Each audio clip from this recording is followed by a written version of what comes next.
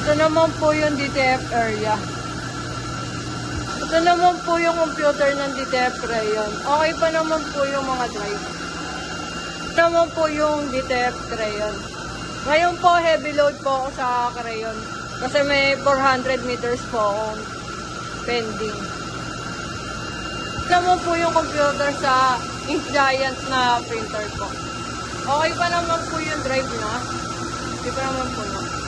Ito naman po yung Ink Giant printer.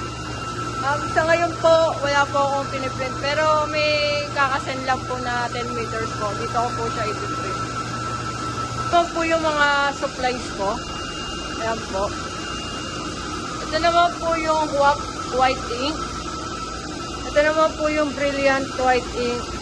And ito naman po yung powder. Ito po yung ibang supply na CMYK ink nandito. Tsaka yung cleaning solution. Ito po yung cleaning solution.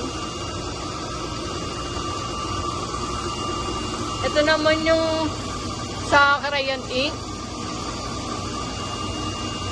Medyo kulang na ako sa cyan. Isa na lang yung stock kong cyan. Tapos ito naman po yung brilliant ink ko.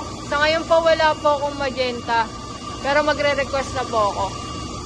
Ito naman po yung transfer ink. Ang kulang ko po ay black ink po. Ito yung pending rack ko. Ito po yung table ko. Maayos naman po siya. Ito naman po yung oven ko. Ayun po. Okay naman po sila ngayon. Okay naman po sila. Gumagana naman po sila pareha.